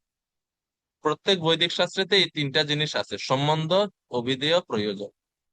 তো এই দৃষ্টিভঙ্গি থেকে যদি আমরা ভক্তিরসামৃত উপদেশামৃত চিন্তা করি বা দেখি, তাহলে শ্লোক নাম্বার 1 থেকে 6 ছিল সম্বন্ধ জ্ঞান, শ্লোক নাম্বার 7 এবং 8 হচ্ছে অভিধেয়, আর শ্লোক নাম্বার 9 থেকে 11 হচ্ছে প্রয়োজন। বুঝতে পারছেন? 1 থেকে 6 হচ্ছে সম্বন্ধ বিষয়ক জ্ঞান, 7 8 হচ্ছে অভিধেয়, এবং 9 থেকে 11 হচ্ছে প্রয়োজন। তাইলে এখন আমরা 7 নাম্বার শ্লোকে আছি, মানে হচ্ছে অভিধেয়। অভিধেয় আমরা জানি, অভিধেয় মানে হচ্ছে প্রসেস বা পন্থা। কোন পন্থা অবলম্বন করলে আমরা ভগবানের আমাদের যে লক্ষ্য, যেটা প্রয়োজন, সেই প্রয়োজন আমরা প্রাপ্ত হতে পারবো। প্রয়োজন কি? কৃষ্ণ প্রেম। কৃষ্ণ প্রেমটা কিভাবে আমরা অর্জন করতে পারবো বা প্রকাশিত করতে পারবো, তার সম্বন্ধে যে পন্থা, সেই পন্থাকেই বলা হয় অভিধেয়। আর অভিধেয় পন্থা বর্ণনা করা হয়েছে 7 এবং 8 নাম্বার শ্লোকে। তো এটা আরেকটা নতুন দৃষ্টিভঙ্গি আমরা দেখলাম। তো রাধারমণ দাস গোস্বামী বলছেন, ইদানিম সাধক চিত্তস্য অস্থিরত্বেন নাম গ্রহণাদি অরুচি অপি তৎ অভ্যাস শৈথিল্যম ন বিধেয়ম ইতি উপদিশতি। অর্থাৎ যখন আমরা শ্রদ্ধা এবং সাধুসঙ্গ করি, তখন একজন সাধকের হৃদয়টা কেমন থাকে? চঞ্চল থাকে। নতুন নতুন ভক্তের হৃদয় কি স্থির থাকে? না, চঞ্চলতা বেশি থাকে। তো রাধারমণ দাস গোস্বামী ওনার ব্যাখ্যাতে বলছে যে এই হৃদয়ের চঞ্চলতার কারণে কৃষ্ণের নাম উচ্চারণে বা জপে এবং অন্যান্য ভক্তিমূলক কাজে আমাদের কি আসে? বিতৃষ্ণা আসে। কি আসে? স্বাভাবিকভাবে বিতৃষ্ণা। ভালো লাগে না তো বিতৃষ্ণা আসবে না? জব করতে ভালো লাগে না, কত আর 2 মালা জব করলাম, এরপরে বিরক্তি আসতেছে। গ্রন্থ পড়লাম, অনেকে তো গ্রন্থটা খুললে শরীরের মধ্যে জ্বালা যন্ত্রণা শুরু হয়ে যায়, 5 মিনিট বসা যায় না গ্রন্থ নিয়ে। মানে মনে হয় যেন ভিতর থেকে কে মনে হয় যুদ্ধ করতেছে, তাড়াতাড়ি গ্রন্থটা বন্ধ করে চলে যায় এখান থেকে। তো বিতৃষ্ণা আসে আমাদের। কোন সেবা করতে যদি কেউ বলে বৈষ্ণবরা, ভাল লাগে না, কিছু সময় একটু 10 মিনিট 15 মিনিট করলাম, অর্ধেক সেবা করে এরপরে হাওয়া এখান থেকে। তো বিতৃষ্ণা আসে। এটা কেন হয়? এটা স্বাভাবিক। রাধারমণ দাস গোস্বামী বলছেন, প্রাথমিক তো আমরা তো প্রথমে আছি, এখন নতুন ভক্ত, নতুন সাধক, এজন্য আমাদের এর মধ্যে এই চঞ্চলতা আসা স্বাভাবিক, এবং চঞ্চলতার কারণে বিতৃষ্ণাও আসবে। তো এখন করণীয় কি? বিতৃষ্ণা আসলে কি ছেড়ে দিব? জব করা ছেড়ে দিব? সেবা করা ছেড়ে দিব? কি করা উচিত? তিনি বলছেন, এমনটা যদি হয়, তারপরেও একজন সাধকের নিয়মিত ভক্তিমূলক অনুশীলন শিথিল করা বা বন্ধ করা উচিত নয়। বিতৃষ্ণা থাকলেও, ভালো না লাগলেও, আমাদের যে ভক্তিমূলক সেবা, জপ, গ্রন্থ অধ্যয়ন বা আরো আনুষঙ্গিক যে সমস্ত ভক্তির অঙ্গ আছে, সেগুলো প্রতিনিয়ত চালিয়ে যাওয়া উচিত। এবং এই বিষয়েই রূপ গোস্বামী 7 নাম্বার শ্লোকে উপদেশ দিয়েছেন। তো 7 নাম্বার শ্লোক, এটা পূর্বের শ্লোক 5 6 এর মতোই বসন্ত তিলক ছন্দ। আমরা শ্লোক তো পড়লাম, এখন অনুবাদটা একটু কেউ একজন পড়েন। শুদ্ধ রঞ্জন ভাস্কর প্রভু, কৃপা করে মাইক অন করুন।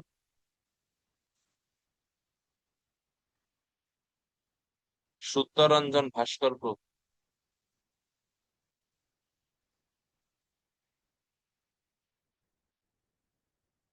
তো প্রভু পারেন না। অমিত বীরা মাতাজি, বলছি। অনুবাদ করুন। হরে কৃষ্ণ প্রভু।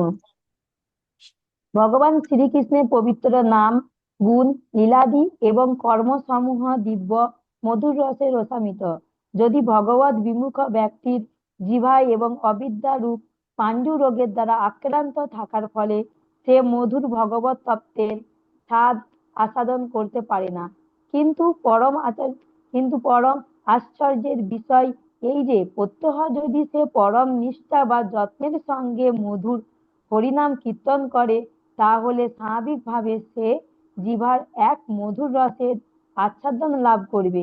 এইভাবেই তার রোগ কর্মে কর্মে সমূলে বিনাশ প্রাপ্ত হবে। হরে কৃষ্ণ। ধন্যবাদ মাতাজি। তা আমরা এখন একটু শ্লোকটা একটু বোঝার চেষ্টা করি যে কি বলা হচ্ছে শ্লোকে। হ্যাঁ, তো বলছেন রূপ গোস্বামী, স্যাৎ কৃষ্ণ নাম চরিত আদি। কৃষ্ণের নাম মানে ভগবানের নাম, হরে কৃষ্ণ মহামন্ত্র বা রাম কৃষ্ণ মধুসূদন আহ গোপীনাথ গোপীজন বল্লভ বা এই যে ভগবানের নামগুলো, কৃষ্ণ নাম, শ্লোকটা একটু বোঝার চেষ্টা করি। কৃষ্ণ নাম, পরে বলা হচ্ছে চরিত। চরিত মানে হচ্ছে ভগবানের লীলা, কৃষ্ণের লীলা। তো কৃষ্ণ নাম হলো, কৃষ্ণ চরিত হলো বা লীলা হলো। এরপরে বলা হচ্ছে চরিত আদি। আদি মানে বোঝাচ্ছে আরো যা কিছু কৃষ্ণ সম্বন্ধীয়, কৃষ্ণ নাম, কৃষ্ণ রূপ, কৃষ্ণ গুণ, কৃষ্ণ লীলা, এই সব কিছু, এই সব কিছু কৃষ্ণ সম্বন্ধীয় সবকিছু কেমন? সীতা। সীতা মানে হচ্ছে মিষ্টির মতো মিষ্টি। সীতা শব্দের অর্থ হচ্ছে মিশ্রি। মিষ্টির স্বাদ কেমন? খুব তিতা, তাই হ্যাঁ, না? আমি হচ্ছে মিষ্টি শব্দের মিষ্টি, মিশ্রি মানে কি? পিতার সমান। তিতা, স্বাদটা কেমন? তিতা না মিষ্টি? মিশ্রির স্বাদ মিষ্টি। তো বলা হচ্ছে যে ভগবানের নাম, ভগবানের রূপ, ভগবানের গুণ এবং ভগবানের লীলা, যেটা বলা হচ্ছে কৃষ্ণ নাম ও চরিত আদি, সেটা কেমন? সেটা হচ্ছে সীতা। সীতা মানে হচ্ছে কি?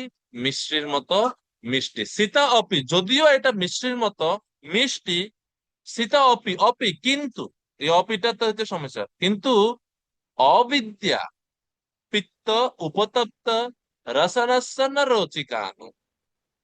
কৃষ্ণ নাম গুণ সব মিষ্টি, কিন্তু যেহেতু আমার অবিদ্যা নামক রোগ হয়েছে, অবিদ্যা নামক রোগ হওয়ার কারণে পিত্ত উপতপ্ত রসনস্তন রচিকানু, অবিদ্যা নামক রোগ হওয়ার কারণে আমার রসনায়, রসনস্য মানে আমার জিহ্বাতে এই মিশ্রির যে মিষ্টতা সেটা আর অনুভব হচ্ছে না, অথবা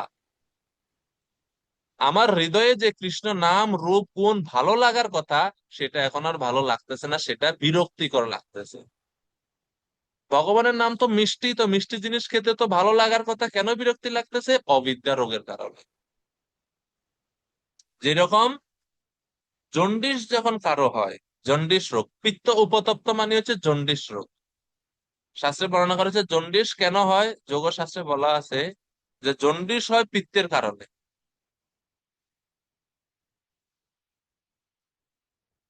পাণ্ডুরোগী চ ইয়ত্যর্থম পিত্তলানি নিষেবতে তস্য পিত্তম অশ্বিন মাংসম দগ্ধা রোগায় কল্পতে। অর্থাৎ পাণ্ডু রোগে আক্রান্ত ব্যক্তি যদি পিত্ত বৃদ্ধি করে বা পিত্ত পিত্ত বৃদ্ধি করে এমন কিছু গ্রহণ করে, তাহলে সেই পিত্ত তার মাংস এবং ত্বক পোড়াতে শুরু করে এবং তার ফলে পিত্ত রোগ হয়। তো পাণ্ডুর রোগের মূল কারণ যোগশাস্ত্রে বলা হয়েছে পিত্ত সম্বন্ধীয়, পিত্ত যুক্ত। তো এই কারণে পিত্ত উপতপ্ত বলতে এখানে বোঝানো হচ্ছে যে পাণ্ডু রোগকে, যেটাকে আমরা বলি জন্ডিস। জন্ডিস আমরা আমাদের ভাষায় বলি। যখন কারো জন্ডিস হয়, জন্ডিস হলে জিহ্বাতে কোনো কিছু স্বাদ আর থাকে না। মিষ্টি মিশ্রি, জন্ডিস যার হয়েছে তার কাছে যদি আপনি খেতে দেন, তা সে বলবে এটা তিতা, আমি খাবো না। কিন্তু শাস্ত্রে বর্ণনা করা হচ্ছে যে যার জন্ডিস হয়েছে, তার জন্ডিস থেকে মুক্ত হওয়ার ওষুধই হচ্ছে জন্ডিস মিশ্রি খাওয়া। যদিও তার কাছে মিশ্রি প্রথমে তিতা লাগে, কিন্তু তার কাজ হচ্ছে, তার জন্য ওষুধই হচ্ছে মিশ্রি খাওয়া। মিশ্রি যদি খায়, খেতে খেতে খেতে খেতে যখন তার এই পাণ্ডু রোগ বা জন্ডিস ধীরে ধীরে কমবে, তখন আস্তে আস্তে সে কি করবে? মিশ্রির যে প্রকৃত স্বাদ, সে প্রকৃত স্বাদ পাওয়া সে শুরু করবে। তদ্রূপ তদ্রূপ ভাবে যদিও বর্তমানে আমাদের কৃষ্ণ নাম গুণ লীলা ভালো লাগে না, বিতৃষ্ণা আসে, বিরক্তি আসে, কিন্তু তারপরেও আমাদের কৃষ্ণ নাম গুণ মহিমাতে যুক্ত থাকা উচিত, ভগবানের লীলা কথা শ্রবণে যুক্ত থাকা উচিত, বন্ধ করা যাবে না। যুক্ত থাকলে কি হচ্ছে? এই যুক্ত থাকার ফলে ধীরে ধীরে হৃদয়ের যে রোগের কারণে কৃষ্ণ নাম গুণ ভালো লাগে না, সেই রোগের নাম হচ্ছে অবিদ্যা নামক রোগ। এই অবিদ্যা রোগ তখন আস্তে আস্তে আস্তে আস্তে শুদ্ধ মানে দূর হবে, এবং আমরা ভগবানের নামের যে প্রকৃত অর্থ বা প্রকৃত স্বাদ, যে মিষ্টতা, সেই মিষ্টতাটা আমরা অনুভব করতে পারব। তো এই জন্য প্রথম 2 লাইনে রূপ গোস্বামী দোষের কথা বললেন, যে আমাদের অবিদ্যা নামক রোগ হয়েছে, সেই কারণে ভগবানের নাম যেটা হচ্ছে মধুর, সেই মধুর নাম আমাদের কাছে ভালো লাগে না। এখন উপায় কি? এই রোগ থেকে কিভাবে মুক্ত হব? রূপ গোস্বামী পরের 2 লাইনের উপায় বা সমাধান বলছে। আমাদের রোগ তো হয়েছে নিশ্চিত, কারণ ভগবানের নাম, রূপ ইত্যাদিতে তো আমাদের রুচি নাই, আমাদের বিতৃষ্ণা এসে যায়, রোগ তো আছে নিশ্চিত, এটা জানলাম। এখন সমাধান কি? রূপ গোস্বামী তিনি পরের 2 লাইনের সমাধান বলছেন, কিন্তু কিন্তু কোন ভক্ত যদি আদরাত অনুদিনম, 2টা বিষয়, সবাই বলুন আমার সাথে সাথে, আদরাত, 2 হচ্ছে অনুদিনম। এই 2টা বৈশিষ্ট্য যদি আমরা অর্জন করতে পারি, তাহলে আমরা এই অবিদ্যা নামক যে রোগ, সেই রোগ থেকে আমরা মুক্ত হতে পারি। আদরাত মানে কি? ভগবানের নাম নিতে হবে আদরের সহিত। আদরের সহিত মানে কি? শ্রদ্ধার সহিত। আর আদরের বিপরীত শব্দ কি? অনাদর। অর্থাৎ ভগবত ভক্তিতে আদর যুক্ত হয়ে সবকিছু করতে হবে, আর অনাদর বর্জন করতে হবে। অনাদর শব্দের আরেকটা অর্থ হচ্ছে অপরাধ। দশবিধ নাম অপরাধ বর্জন করে ভগবানের নাম করতে হবে, এটা হচ্ছে আদরাত শব্দের অর্থ। বৈষ্ণব অপরাধ থেকে মুক্ত হয়ে, বৈষ্ণব অপরাধ থেকে দূরে থেকে বৈষ্ণবদের সম্মান সেবা করতে হবে, এটা হচ্ছে আদরাত এর অর্থ। আদর মানে হচ্ছে আদরের সহিত, শ্রদ্ধার সহিত, ভালোবাসার সহিত ভক্তির অঙ্গগুলো পালন করতে হবে অপরাধ থেকে মুক্ত হয়ে। এটা হচ্ছে প্রথম কথা। 2 হচ্ছে অনুদিনম। অনুদিনম মানে যে প্রত্যহ করতে হবে, প্রতিদিন ভক্তির অঙ্গগুলো অনুশীলন করতে হবে। ঔষধ মিস দেওয়া যাবে না। ডাক্তার বলে দেয় না যে আপনার এটা ওষুধ ডেইলি খেতে কন্টিনিউ, আপনি মিস করতে পারবেন, তদ্রূপ অনুদিনম মানে হচ্ছে প্রত্যহ বা প্রতিদিন আপনাকে ভক্তির অঙ্গগুলো চালিয়ে যেতে হবে, আদরের সহিত করতে হবে, মানে অপরাধ থেকে মুক্ত হয়ে করতে হবে, শ্রদ্ধার সহিত করতে হবে, এবং প্রতিনিয়ত করতে হবে, প্রতিদিন করতে হবে। এই 2টা ঔষধ যদি কেউ গ্রহণ করে, তাহলে তিনি বলছেন খলুসই বা জুষ্টা, স্বাভাবিকভাবে সে কি হবে? ওই অবিদ্যা নামক রোগ থেকে ধীরে ধীরে ধীরে ধীরে মুক্ত হবে। এবং তার ফলে পরে কি হবে?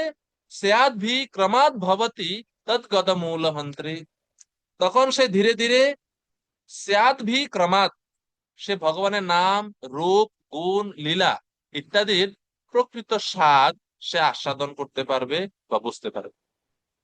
সেই নাম, রূপ, গুণ, লীলার যে মধুরতা, মিষ্টতা, সেটা ভক্ত আস্বাদন করতে পারবে, অনুভব করতে পারবে। এই স্তরে গেলে তখন ভক্তের আর নাম ছাড়তে ইচ্ছা করবে না, ঘন্টার পর ঘন্টা ভগবানের কথা শ্রবণ করলেও কোনো বিতৃষ্ণা আসবে না। যেরকম পরীক্ষিত মহারাজের ছিল, 1 সপ্তাহ না খেয়ে, না ঘুমিয়ে, না পান করে, কিচ্ছু না, সবকিছু বাদ দিয়ে নিরন্তর ভাবে টানা সুখদেব গোস্বামীর কাছ থেকে শুনতেছে। তো এটা হচ্ছে এই মানে আসক্তি যখন হয়ে যায় ভগবানের নাম, রূপ, গুণ, লীলার প্রতি, তখন ভক্ত এই স্তর লাভ করে। অবিদ্যা নামক রোগ থেকে যখন ভক্ত মুক্ত হয়ে যায়, তখন এই স্তর ভক্ত লাভ করে। এবং প্র্যাকটিক্যাল কথা হচ্ছে আমাদের সকলের এই স্তর অর্জন করতে হবে, না হলে কৃষ্ণের কাছে যাওয়া সম্ভব না। এই যে যে মধুরতা, কৃষ্ণ নামের যে স্বাদ, সেটা আস্বাদন সকলকে করতে হবে, এটা ছাড়া তো কৃষ্ণের কাছে যাওয়া যাবে না। ঠিক আছে? তো এই জন্য, এই কারণে এই যে ভজন ক্রিয়া, অনর্থ নিবৃত্তি, নিষ্ঠা, রুচি, এই যে 4টা অঙ্গ বললাম না, এই শ্লোকে বলা হচ্ছে। তো অনর্থ নিবৃত্তি মানে কি? ওই যে অবিদ্যা নামক রোগ থেকে আমি মুক্ত হব, এটাই হচ্ছে অনর্থ নিবৃত্তি। তারপরে ভজন ক্রিয়া, ভজন ক্রিয়া হচ্ছে এই যে প্রতিনিয়ত আদরাত, শ্রদ্ধার সহিত অনুদিনম প্রতিনিয়ত ভক্তির অঙ্গ পালন করতে হবে, সেটা হচ্ছে ভজন ক্রিয়া। এর ফলে কি হবে? অবিদ্যা নামক রোগ দূর হবে, সেটা হচ্ছে অনর্থ নিবৃত্তি। এর ফলে কি হবে? স্বাভাবিকভাবে স্যাদ্ভি ক্রমাৎ আমি ভগবানের নাম রূপ গুণ লীলার যে প্রকৃত স্বাদ বা মধুরতা সেটা আমি অনুভব করতে পারবো, আসক্তি জন্মাবে। তো এটাকে বলা হচ্ছে নিষ্ঠা এবং রুচি। এই যে শেষ লাইন হচ্ছে নিষ্ঠা এবং রুচির প্রকাশ করছে, অর্থাৎ আমার নিষ্ঠা জন্মাবে ভগবানের নামের প্রতি, ভগবানের ভক্তির প্রতি, এবং রুচি বা ভালো লাগা কাজ করবে। মিশ্রিত এতদিন তিতা লাগছে, যেহেতু জন্ডিস ছিল, এখন তো আমার জন্ডিস ভালো হয়ে গেছে, এখন আমার কাছে মিষ্টি মিষ্টিই লাগে, রসমলাই খেতে ভালোই লাগে। এতদিন ভালো লাগতো না, কারণ তিতা লাগতো, এখন ভালোই লাগে। এবং আরো বেশি যেহেতু ভালো লাগে, সেজন্য আরো বেশি আমি খেতে চাই। ভালো লাগা জিনিস কি একটু খেয়ে কি বন্ধ করি আমরা? করি না তো। ভালো লাগার জিনিস আরো বেশি বেশি খাই। তো এটা হচ্ছে নিষ্ঠা এবং রুচির লক্ষণ। যে এই তো এইভাবে আমরা এই চারটি যে স্তর আমরা এই একটি শ্লোকে আমরা দেখতে পারি। তো এই হচ্ছে 7 নম্বর শ্লোকের মানে সরাসরি ব্যাখ্যা। হ্যাঁ, তো শ্রীল প্রভুপাদ তাৎপর্যতে সুন্দরভাবে প্রভুপাদ ব্যাখ্যা করছেন পাণ্ডুরোগ বা জন্ডিসের কথা দ্বারা। প্রভুপাদ বলছে যে যদি কারো জন্ডিস হয়, মিষ্টি খেতে দিলে তার তিতা লাগে, কিন্তু তিতা লাগা সত্ত্বেও তাকে খেতে হয়। যদি সে খেতে থাকে তাহলে তার রোগটা সারে। তেমনি আমরা যারা ভবরোগে আক্রান্ত, ভবরোগ মানে হচ্ছে অবিদ্যা দ্বারা আমরা যারা আক্রান্ত, আমরা আমাদের কাছে ভগবানের নামের মধুরতা আমরা জানি না। হ্যাঁ, ভগবানের নাম যদি অত্যন্ত মধুর, কিন্তু আমাদের কাছে এটা ভালো লাগে না। হ্যাঁ, মধুরা মাধুরে ফ্যয়পি মঙ্গলে ফ্যয়পি মঙ্গলম পাবনম পাবনে ভয়পি হরের নামৈব কেবলম। কেবলাষ্টকমের প্রথম শ্লোকে বলা আছে মধুরম মধুরেভ্যোপি। জড় জগতে যত মধুর মিষ্টতা আস্বাদনীয় বস্তু আছে, তার থেকে শতগুণে শ্রেষ্ঠ মধুর দ্রব্য হচ্ছে ভগবানের নাম, হরে কৃষ্ণ। এই নাম রূপ গোস্বামী বলছেন না জানে জনিতা ক্রিয়দ্ভির অমৃতই কৃষ্ণেতি বর্ণদ্বয়ী। আমি জানি না এই কৃষ এবং ন, এই দুইটা অক্ষর কি অমৃত দিয়ে তৈরি করা হয়।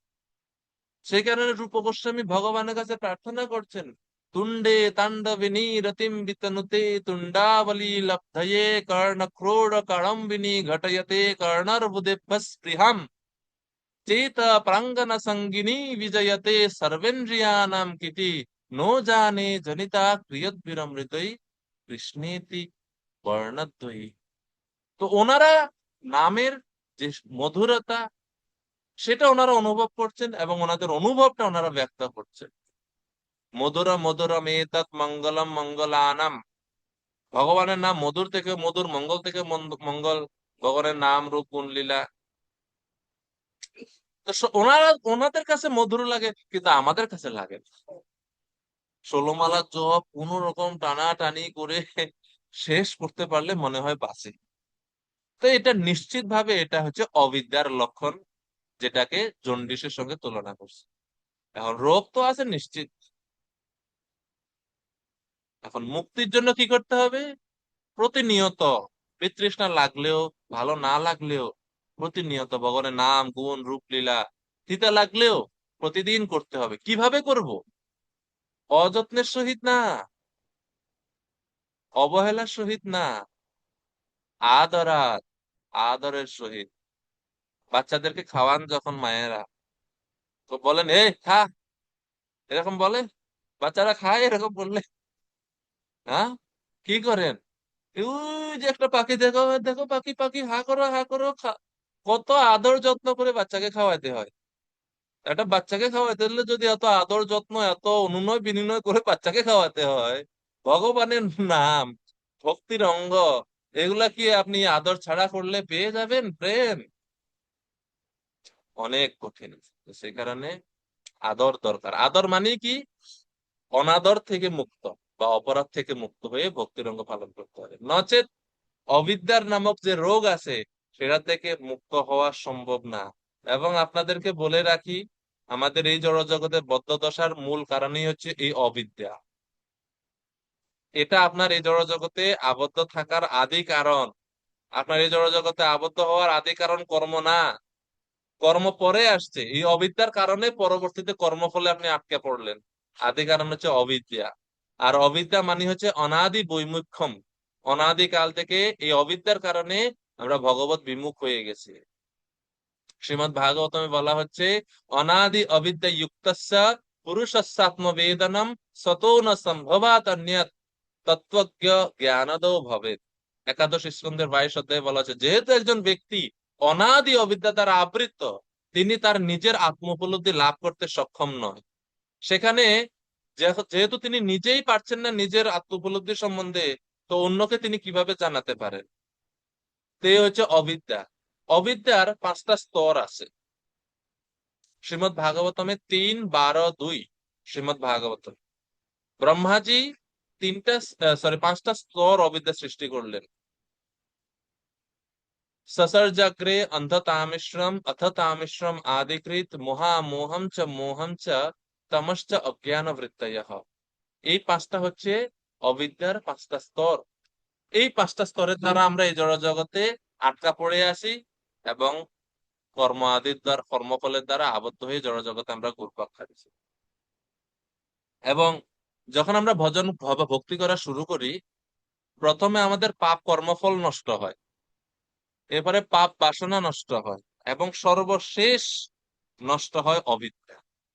এজন্য অবিদ্যা সংশোধন বা অবিদ্যা চিকিৎসা করাটা হচ্ছে সবচাইতে বেশি গুরুত্বপূর্ণ। পাণ্ডুরোগ হলে যেরকম খাবারে অরুচি আসে, অবিদ্যার কারণে প্রভাবিত হলে আমাদের সাধনাতে অরুচি আসে।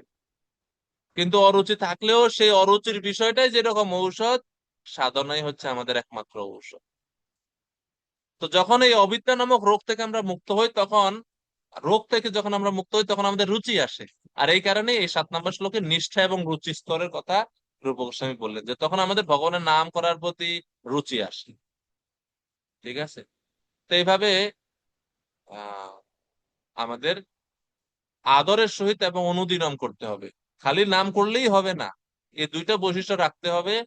শ্রদ্ধার সহিত অপরাধ থেকে মুক্ত হই এবং প্রতিনিয়ত ভগবানের ভক্তি করতে হবে। তাহলে আমরা ভগবত আশীর্বাদ বা ভক্তি দেবীর কৃপা লাভ করে আমরা আমাদের অশুদ্ধতা থেকে বা বন্ধন থেকে, অবিদ্যা নামক রোগ থেকে আমরা মুক্ত হতে পারি। তো এই হচ্ছে এই শ্লোকের ব্যাখ্যা। হরে কৃষ্ণ হরে কৃষ্ণ কৃষ্ণ কৃষ্ণ হরে হরে, হরে রাম রাম রাম হরে হরে। जगतगुरु श्रील प्रभुपाद की जय। श्री रूप गोस्वामी पाद की जय। समवेत भक्तवृंद